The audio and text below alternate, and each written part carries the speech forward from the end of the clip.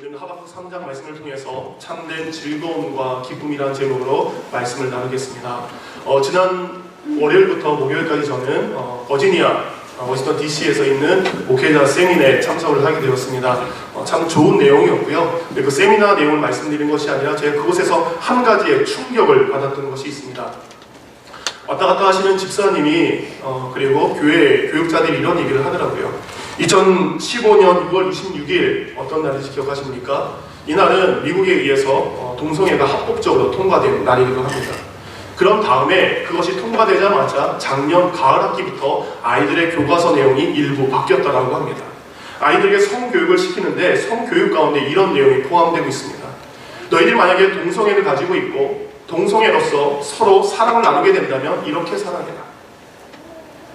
아이들에게 학교에서 5학년이나 6학년 되면 아이들이 남자와 여자의 신체에 대해서 배우게 됩니다. 그리고 안전한 성에 대해서 공부하게 되는데 그 내용 중에 동성애로서 네가 나중에 동성애자가 된다면 남자와 남자로서 관계를 맺을 때는 여자가 여자로서 관계를 맺을 때는 이렇게 맺는 게 안전하다라는 내용이 우리 아이들의 책에 실렸다라고 합니다. 지난 20년간의 미국 사회의 변화를 보시기 바랍니다. 지난 20년간 미국 사회에 일어난 변화는 우리가 상상할 수 없었고 우리가 생각할 수 없었던 일들이 지금 미국 땅에 일어나고 있습니다. 전통적이고 그리고 정통하고 그리고 바른 것이 이제는 지루하고 고리타분한 것으로 바뀌게 되었습니다. 당연히 죄로 여겼던 것들이 이제는 죄가 아니고 당당한 것이라고 이 사회는 말하고 있습니다. 내 믿음의 신념에 따라서 동성애를 가진 사람들에게 내가 케이크를 팔고 싶지 않습니다. 내가 당신에게 주례하고 싶지 않습니다. 내가 가지고 있는 장소를 당신에게 제공하고 싶지 않습니다. 그런 사람들이 이제 벌금을 정부에서 받고 그리고 범죄자 취급을 받는 시대가 미국 땅에 일어나고 있습니다. 사람들을 취하게 합니다. 환각 상태에 빠뜨립니다. 쾌락에 빠뜨리게 합니다. 사람들로 하여금 자신 자신의 정신을 혼미하게 만드는 대마초들이 합법적으로 이 나라에서 팔리고 있습니다. 가게 가면 누구든지 그것을 술 사는 것처럼 담배를 사는 것처럼 살 수 있는 나라가 바로 어느 나라입니까? 이 나라가 되었습니다. 아이들이 학교에서 성경을 피고 성경을 말하는 것은 위법이 되었고 아이들 교과서에 있는 코라는 아이들이 공부해야 될 내용이 되었다는 겁니다. 오바마 대통령이 취임식을 할 때 이런 비하인드 스토리가 있습니다. 미국 대통령은 취임식 할 때에 꼭 목회자가 기도를 하게 되는데 어떤 목회자를 선택했냐? 맨 끝에 한 가지를 붙이지 않는 사람을 찾았다고 합니다. 예수님의 이름으로 기도합니다. 이 이름으로 기도하지 않는 사람, 그런 목회자를 찾아서 그 사람을 세웠다라고 합니다. 이런 우리 아이들의 교육적인 환경, 그래서 미국의 신실한 크리스찬들 가운데의 5% 정도는 아이들을 학교에 보내는 것이 아니라 집에서 홈스쿨링을 한다고 합니다. 2015년 통계를 보니까 전체 아이들 중에 5%, 장마치 150만 명의 아이들이 학교 교육의 그런 부분들, 그런 것을 인정하지 못하고 집에서 신앙교육과 믿음교육, 여러 가지 이유로 학교를 보내지 않는 아이들이 있다고 합니다. 교회 내부적으로도 여러 가지 변화들이 있었습니다.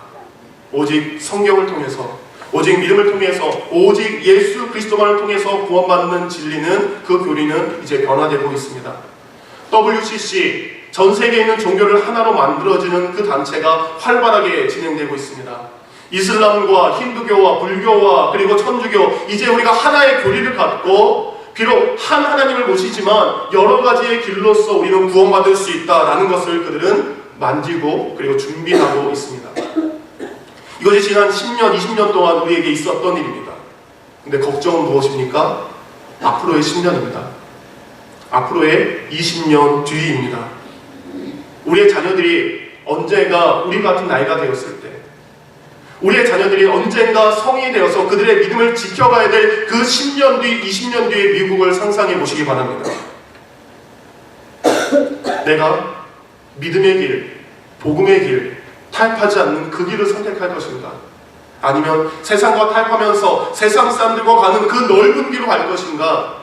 우리 아이들은 넓은 길을 선택해야 되는지 좁은 길을 선택해야 되는지 우리 아이들은 그 결단의 시간이 반드시 다가올 겁니다. 이 시기에 우리 아이들 가운데 다니엘과 같은 믿음이 있기를 원합니다. 다니엘이 비록 바벨론의 포로로 끌려갔지만 내가 우상에게 했던 음식을 먹지 않겠습니다. 나는 하나님만을 섬기겠습니다. 그의 신앙을 지켰던 다니엘의 신앙이 우리 자녀들의 신앙이 있기를 원합니다. 그리고 다니엘과 함께 믿음의 새 친구가 있었던 것처럼 하나님, 우리 아이들 곁에 그런 다니엘과 같은, 다니엘의 새 친구와 같은 믿음의 친구들이 있기를 원합니다. 끊임없이 기도하셔야 됩니다.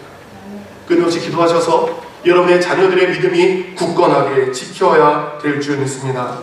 오늘 저희가 읽었던 성경 하박국도 저희가 처한 환경과 비슷합니다. 하나님의 계시의 말씀이 하박국에게 임했습니다. 하나님의 말씀이 하박국에 임했는데 그 말씀은 무서운 말씀입니다. 하박국아, 내가 바벨론이라는 나라를 들어서 너희 이스라엘을 멸망시키리라. 이런 겁니다. 10년 뒤에, 20년 뒤에 믿지 않는 자들을 통해서 믿음을 가진 너희 자녀들을 박해할 것이다. 앞으로 몇 년 뒤 믿음으로 신실하게 살아가야 될 하나님의 백성들이 믿지 않는 자들을 통해서 멸망을 당하게 될 것이다. 하박국에 임한 말씀이 바로 이 말씀입니다. 근데 이스라엘 백성을 심판하고 했던 이 바벨론은 가장 잔인하고 가장 끔찍하고 가장 무서운 민족이라고 성경은 기록되어 있습니다. 하나님 앞에서 고민에 빠졌습니다. 하나님, 우린 하나님의 백성입니다. 하나님의 자녀입니다.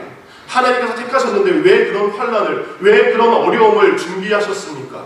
그때 우리는 무엇 해야 됩니까? 그때 우리가 어떻게 해야 됩니까? 이것이 하박국의 울부짖음이요 하박국의 기도입니다. 오늘 설교의 제목은 참된 즐거움과 기쁨. 지금 즐거워할 수 없는 상황입니다. 기뻐할 수 없는 상황입니다. 하박국의 상황과 우리의 상황은 기뻐할 수 없는 상황입니다. 그렇지만 하박국은 총 3장으로 되어 있습니다. 1장과 2장은 울부짖음, 하나님 앞에 항의하는 것, 하나님 왜 이러셨습니까? 라는 내용이 1장과 2장의 고백이라면 3장의 고백은 오늘 우리가 읽었던 것처럼 전혀 다른 것으로 바뀌게 됩니다. 오늘 읽었던 저희가 본문에 보니까 거기에는 즐거움이라는 단어가 나옵니다. 거기에는 감사라는 단어가 나옵니다. 거기서는 뛰논다는 단어가 나옵니다. 어떻게 됐길래, 무슨 일이 있었길래 1장과 2장의 끔찍한 일이 3장의 즐거움과 기쁨으로 바뀌었는지 오늘 그 말씀을 통해서 여러분의 자녀들 그리고 우리의 인생 가운데 참된 즐거움과 기쁨을 회복하는 복된 하루가 되기를 주님의 이름으로 축원합니다. 그러면 현재의 고난 그리고 앞으로 다가올 그런 시험에서 우리가 즐거워할 수 있고 그리고 기쁘게 살 수 있는 방법은 무엇인가? 첫 번째, 우리 다시 따라했으면 좋겠습니다. 마음과 생각을 지키자. 그러면 즐거움과 기쁨이 찾아옵니다. 우리는 어떤 일이 벌어지면 그것에 대해서 먼저 감정이 나옵니다. 어떤 일이 벌어지면 그것에 대해서 우리의 감정적인 반응을 하게 됩니다. 그렇지만 믿음의 사람들이라면 우리가 그것을 감정으로 분별하는 것이 아니라 무엇으로? 영적으로 분별해야 될 줄 믿습니다. 여러분 가정 가운데 생긴 그 일 영적으로 분별해야 됩니다. 우리 교회 가운데 생긴 일 영적으로 분별해야 됩니다. 이 나라 가운데 생기고 있는 일들을 영적으로 분별해야 될 줄 믿습니다. 오늘 하박국의 현실은 이럽니다. 저와 함께 오늘은 성경을 왔다 갔다 좀 찾으셔야 됩니다. 1장을 보시기 바랍니다. 하박국 1장입니다. 1장 4절 하박국이 처한 지금의 환경을 말하고 있습니다. 1장 4절 뒤에 보니까 악인이 의인을 애워쌌으므로, 여기서 악인은 바벨론입니다. 의인은 믿는 자들입니다. 근데 이 둘러싼 악인들은 어떤 사람이냐? 6절 다 같이 한번 읽겠습니다. 시작. 보라, 내가 사납고 성급한 백성,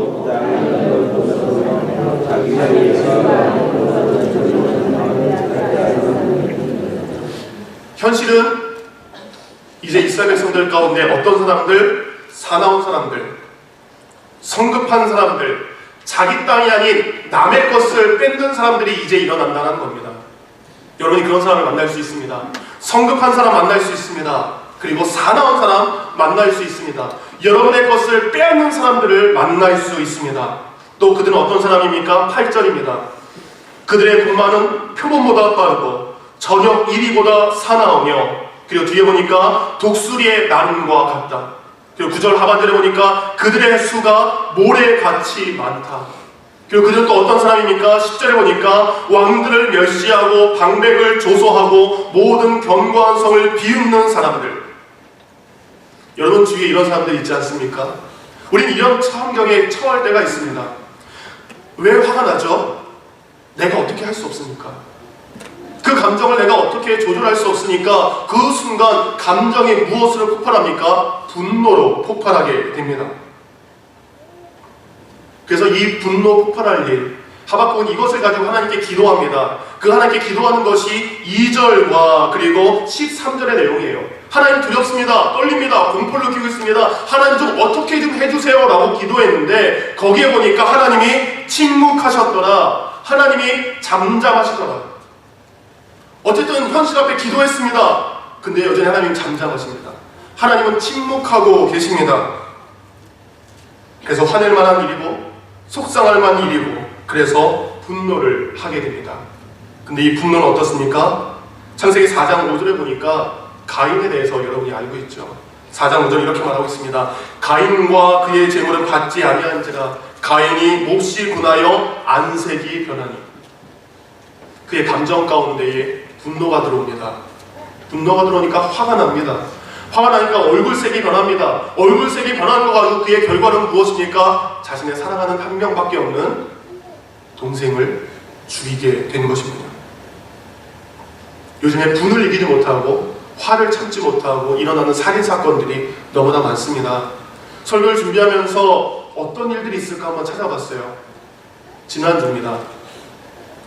한국은 요즘에 지난주가 졸업 시즌이었죠. 고등학교를 졸업한 이제 여학생이 갈대숲에서 변사체로 발견이 되었습니다. 범인은 알고 보니까 그와 사귀던 남자친구였어요. 졸업식을 즐겁게 하고 졸업식을 한 다음에 그들이 만나서 재미나게 놀아야 되는데 말다툼 끝에 남자친구가 여학생의 목을 졸라 살해한 것입니다. 어떤 한 사람은 그 분을 이기지 못하고 갑자기 옥상으로 돌들을 가지고 올라갔습니다. 그 지나간 사람들에게 마구잡이로 돌을 던진 사람이 경찰에 잡혔다고 합니다. 이제 몇 달 되지 않은 아이가 울지 않는다고 그 분을 참지 못한 엄마가 어린 아이를 목졸라 죽이기도 했습니다. 이것은 한국에서만 일어난 일이 아닙니다. 지난달 미국에도 이러한 비슷한 일이 일어났어요. 제가 일부에 설교할 때 우리 이종훈 안수집사님을 말씀을 드렸어요. 똑같은 케이스입니다. 남편분은 미리 리타이어 하셔서 집에서 살림을 하고 계십니다. 그리고 아내분은 일을 하시는 분이에요. 이제 아내가 밖에서 일을 하고 딱 들어왔는데 남편이 있는데 커피 만드는 커피 메이커에 그 전원 스위치가 올라가 있었대요. 그래서 아내가 들어오자마자 하루 종일 당신 집에서 하는 일이 뭐야? 이거 스위치 하나 안 끄고 당신 뭐 했어? 그때부터 막 뭐합니까? 이런저런 잔소리들을 늘어났대요. 그래서 남편분이 피하자. 그래서 방으로 들어갔대요. 방으로 들어갔는데도 불구하고 밖에서 아내가 계속해서 남편을 힘들게 하는 겁니다. 근데 너무 지나치게 하니까 방에 들어가서 피한 남편, 그가 화가 나고 울분을 참지 못해서 총을 가지고 나왔다고 합니다. 그리고 아내의 머리에다가 총을 쏴서 살해를 했던 사건이 이 미국 땅에서도 일어나고 있습니다. 마음을 지키지 못하고 생각을 지키지 못해서 일어난 일입니다. 그래서 잠언 4장 23절은 이런 얘기합니다. 무릇 지킬 만한 것보다 내 마음을 지켜라. 우리의 마음 가운데 화가 밖으로 나가지 못하도록, 우리의 마음에 있는 울분이 밖으로 나가지 못하도록 마음을 지키라고 이야기하십니다. 우리는 불필요한 감정에서 벗어나는 것이 평화의 시작인 줄 믿습니다. 곧 어떤 일이든 간에 무슨 일이든 간에 그것을 무엇으로 분별해야 됩니까? 감정으로 판별하지 마시고 그것을 영적으로 분별하시기 바랍니다. 내가 기도하는 때예요. 기도를 하면 사단이 뭐합니까? 내 기도를 흔들어 놓습니다. 목회자로서 저는 주일날 새벽에 나옵니다. 하다 보니까 생긴 습관이에요. 처음에 왔었을 때 아침에 일어나서 아내 얼굴 보고 애들 얼굴 보고 뭐 하면은 뭐 할까요? 민감해져요. 그래서 주일날 아침에 아내와 말 한마디 하지 않기 위해서 설교에 혹시라도 그런 방해받지 않기 위해서 일찍 나옵니다. 하나님께서 우리에게 때로는 아내를 통해서 남편을 통해서, 같은 성도들 통해서 우리의 감정을 뒤흔드는 일이 나옵니다. 그것을 감정으로 분별하지 마시고, 내가 더욱더 하나님께 나아가야 되는데, 내가 더욱더 하나님께 뜻대로 가야 되는데 그것을 방해하는 사단의 모습이 아닌지 그것을 분별해야 될 줄 믿습니다.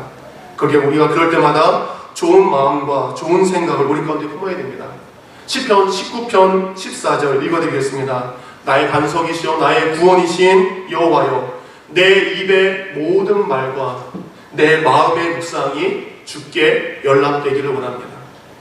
여러분, 화가 났는데 그 화난 마음이 주께 연락되겠습니까? 안 됩니다. 울분에 찬 그 마음을 우리가 하나님께 올려드릴 수 있겠습니까? 우리가 하나님께 온전히 올려드려야 될 것은 우리의 마음의 정결함과 깨끗함과 사랑의 마음으로 주님 앞에 올려드려야 되지 않겠습니까? 여러분 가운데 마음과 생각을 지키시기 바랍니다. 근데 마음과 생각을 지킬 수 있는 가장 간단하면서 우리에게 주신 정답이 있습니다. 그것은 빌립보서 4장 6절 7절입니다. 가장 빨리 찾아서 읽으시는 분 혹시 읽으시기 바랍니다. 신약성경 빌립보서 4장 6절과 7절, 우리가 어떻게 하면 우리의 마음과 생각을 지킬 수 있을까? 예수님께서 친히 우리에게 말씀해 주셨습니다. 빌립보서 4장 6절 7절, 우리에게 염려가 다가왔을 때, 우리의 마음과 생각이 분노가 일어났을 때 이렇게 하면 됩니다. 다 같이 읽겠습니다. 시작. 아무것도 염려하지 말고 다만 모든 일에 기도와 간구로 너희 구할 것을 감사함으로 하나님께 아뢰라. 그리하면 모든 지각에 뛰어난 하나님의 평강이 그리스도 예수 안에서 너희 마음과 생각을 지키시리라. 아멘. 누군가 감정적인 일을 여러분에게 다가왔을 때, 누군가가 여러분에게 악한 일을 했을 때에 아무것도 염려하지 말고 오직 모든 일에, 그 모든 일에 기도와 간구로 하나님께 아뢰시기 바랍니다. 하나님, 저 사람이 나 속상하게 했습니다. 저 사람이 나 짜증나게 했습니다. 저 사람이 나를 힘들게 했습니다. 그 모든 것을 하나님께 아뢰다면 하나님께서 들으시고 여러분의 마음과 생각을 지키신다고 약속해 주셨습니다. 마음과 생각을 지킬 때에, 모든 일들을 영적으로 분별할 때에 하나님께서 우리에게 참된 즐거움과 기쁨을 주십니다. 두 번째, 우리에게 평화와 즐거움이 있기 위해서 나의 믿음을 버리고 주님의 믿음으로 살아야 됩니다. 그러면 기뻐할 수 있습니다. 1장과 2장의 하박국의 하나님을 향한 반항하는 기도, 하나님을 향하는 원망의 기도가 갑자기 3장의 기도의 제목이 바뀝니다. 1장과 2장은 하나님, 내가 이해할 수 없습니다. 왜 저 믿지 않는 사람을 통해서 잘 믿고 있는 이 사람들을, 우리들을 핍박하십니까? 하나님, 이건 부당합니다. 이건 잘못된 겁니다. 했던 그의 기도가 3장에서는 갑자기 찬양과 기도로 바뀌게 됩니다. 왜 그렇습니까? 하나님께서 왜 이런 진노를 행하는지, 하나님께서 왜 우리에게 이런 어려움을 주시는지 하나님은 하박국으로 가지고 그 이유를 알게 하신 것입니다. 그래서 3장, 하박국 3장으로 다시 돌아가시기 바랍니다. 하박국 3장 2절에 보면 오히려 그가 이런 이야기를 합니다. 주여, 주는 주의 일을 이 수년 내에 행하소서. 여러분, 이 일이 어떤 일입니까? 바빌론을 들어서 우리 이스라엘을 멸망시켜 주소서라는 일입니다. 지금 받고 나면 하나님, 그 믿지 않는 사람들을 들어서 우리 아이들의 믿음을 위해서 핍박해 주십시오라고 하는 기도입니다. 그 일을 수년 내에 행하소서. 맞습니다. 우리는 멸망해야 됩니다. 바빌론에 의해서 우리는 망해야 됩니다. 그 일을 수년 내에 행하소서. 그것이 3장의 기도로 갑자기 바뀌게 됐습니다. 왜냐하면 하나님이 이유 없이 그렇게 하는 것이 아니라 그것에 합당한 죄가 바로 우리 가운데 있는 것을 그는 보았기 때문입니다. 성경 2장 12절을 보시기 바랍니다. 2장 12절, 피로 성을 건축하며 불의로 성을 건축하는 자에게 화 있을진저. 하나님의 성전, 하나님의 뜻, 하나님의 백성들이 누군가의 희생의 피, 누군가에게 착취한 것, 누군가에게 빼앗은 것으로 성전을 짓는 일이 그들 가운데 있었습니다. 15절을 가시기 바랍니다. 이웃에게 술을 마시게 하되 자기의 분노를 더하여 그에게 취하게 하자 그 하체를 드러내려 하는 자에게 화 있을진저. 이웃에게 술을 줍니다. 그리고 화내는 자에게 더 화내, 더 화내. 그리고 하체를 드러내는 쾌락과 향락. 성경에 나와 있는 모든 멸망의 나라들, 지구상에 존재했던 모든 나라들의 멸망의 원인 가운데 하나는 쾌락입니다. 사람들이 성에 중독되고 쾌락에 중독되었을 때, 그것이 절정에 이뤘을 때 하나님은 노아 홍수를 통해서 그들을 멸망시키셨습니다. 소돔과 고모라 때, 바로 동성애가 그 성에 가득 채웠을 때 그곳에 멸망이 임하게 되었습니다. 그리스와 로마와 지구상에 있는 모든 나라들이 먹는 것과 마시는 것과 몸으로 즐기는 모든 것이 쾌락에 다갔을 때 그들 가운데 심판이 임하게 되었습니다. 근데 이것이 어느 나라에? 하나님을 믿는다라고 하는 이스라엘 백성들 가운데 이 일이 일어난 것입니다. 18절 보시기 바랍니다. 새긴 우상은 그 새겨 만든 자에게 무엇이 유익하겠느냐? 부어 만든 우상은 거짓 스승이라. 그들 가운데 거짓 스승이 있습니다. 우상을 부어 만듭니다. 곧 하박국은 본 것입니다. 우리가 하나님을 믿는다라고 하지만 맞습니다. 하나님, 내 모습이 이랬습니다. 우리가 이웃을 사랑해야 되는데 그들의 피로써 성을 건축했습니다. 내가 이웃을 사랑하고 그들을 위해서 화평하게 지내야 되는데 그들에게 악을 행하고 그들을 술 취하고 쾌락과 향락 가운데 살게 했습니다. 하나님을 섬겨야 되는데 새긴 우상과 만들어진 우상, 그것에 절했습니다. 그것이 이스라엘 백성들의 모습이었던 것을 하나님은 하박국에 보이게 하신 것입니다. 오늘 우리가 성도로서, 성도라고 하지만 이런 모습이 있다면 하나님 반드시 우리에게 심판하실 것입니다. 우리에게 진노하실 것입니다. 우리에게 채찍질 하실 것입니다. 그래서 하박국이 얘기하는 거예요. 맞습니다. 우리가 맞아야 낫습니다. 우리가 채찍질 맞아야 낫을 것 같습니다. 우리가 멸망해 봐야 하나님께 돌아갈 것 같습니다. 하나님, 이 일을 수년 내에 행하여 주시옵소서. 그래서 2장 20절 보면 오직 여호와는 그 성 안에 계시니 온 땅은 그 앞에서 잠잠할지니라. 항변할 수 없습니다. 하나님의 심판은 정당했기 때문에, 하나님의 진노는 맞는 것이기 때문에 그들이 잠잠할 수밖에 없었습니다. 그들은 하나님 앞에 자신들이 얼마나 벌거벗었는지, 얼마나 하나님 앞에 악을 행하고 있는지 몰랐습니다. 마치 계시록 3장 17절에 나와 있는 이 말씀처럼 내가 말하기를 나는 부자라, 나는 부요하여 부족한 것이 없다 하나 내 곤고한 것과 가련한 것과 가난한 것과 눈먼 것과 벌거벗은 것을 알지 못하는도다. 이스라엘 백성들은 벌거벗겨져 있습니다. 근데 벌거벗겨지는지 모릅니다. 하나님을 향해서 잘못된 믿음을 가지고 살아가고 있습니다. 자기 믿음대로, 자기 영성대로, 자기가 원하는 방법으로 신앙생활을 하고 있습니다. 여러분, 가룟 유다가 예수님을 왜 십자가에 못 박았습니까? 가룟 유다가 가지고 있는 믿음과 예수님이 보여주신 믿음의 모습이 달랐기 때문입니다. 가룟 유다는 로마 제국을 예루살렘에서 쫓아내고 예수님이 솔로몬과 그리고 다윗 왕처럼 우리 이스라엘의 부국강병의 나라를 이루어질 것을 그는 꿈꿨습니다. 근데 예수님이 보여주신 것은 죽어져야 된다, 없어져야 된다, 십자가를 져야 된다. 곧 자기의 믿음과 그리고 예수님이 보여주신 믿음이 서로 충돌하게 됩니다. 그리고 결국 자신의 믿음대로, 자신의 방법대로 예수님을 팔아넘기게 된 것입니다. 우리가 죽어야 될 줄 믿습니다. 내 믿음, 내 생각, 내 고집은 죽고 그리스도 예수가 살아나야 될 줄 믿습니다. 찬송가 중에 이런 찬송이 있습니다. 그의 손에 나의 손을 포개고 그의 발을 나의 발에 포개어라는 찬양이 있습니다. 그 가사가 의미하는 건 뭡니까? 주님의 십자가 손에 내 손을 넣는 것은 이 못이 내게도 들어오는 것을 의미합니다. 예수님이 죽었던 것처럼 나도 죽겠습니다. 나도 죽겠습니다. 갈라디아서 2장 20절 우리가 너무나 잘 알고 있는 거죠.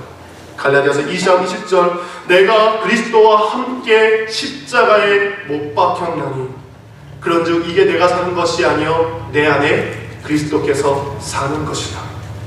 이제 내가 육체 가운데 사는 것은 나를 사랑하사 나를 위하여 자기 몸을 버리신 하나님의 아들을 믿는 믿음 안에 사는 것이라. 아멘. 내가 그리스도와 함께 나는 죽었습니다. 내가 무엇으로 삽니까? 예수님을 믿는 믿음으로 살겠습니다. 내가 아직 죽어지지 않았다면, 내가 아직 십자가에 못 박히지 않았다면 우리에게 참된 기쁨과 평안이 올 수 없습니다. 그렇지만 내 믿음을 버리고 예수 그리스도를 믿는 믿음으로 산다면 하나님은 우리 가운데에 참된 기쁨과 즐거움을 반드시 회복시켜 주실 줄 믿습니다. 마지막 세 번째, 우리가 즐겁고 기쁜 삶을 사는 것은 바로 하나님 한 분으로 만족할 수 있기 때문입니다. 3장 18절 보시기 바랍니다. 3장 18절, 가장 아름다운 믿음의 고백이죠. 읽겠습니다. 시작. 나는 여호와로 말미암아 즐거워하며 나의 구원의 하나님으로 말미암아 기뻐하리로다. 이건 지금 결과입니다. 이렇게 한다는 겁니다. 이렇게 하겠다는 겁니다. 근데 상황은 어떻습니까? 17절이 상황입니다. 17절을 읽겠습니다. 시작. 비록 무화과 나무가 무성하지 못하며 포도나무에 열매가 없으며 감람나무에 소출이 없으며 밭에 먹을 것이 없으며 우리의 양이 없으며 외양간에 소가 없을지라도, 그러한 현실입니다. 그러한 상황입니다. 그럼에도 불구하고 내가 하나님 앞에 찬양하겠습니다 라고 하는 겁니다. 근데 이것만 있는 게 아닙니다. 우리가 보통 이것만 있는데 그 위에 16절을 보시기 바랍니다.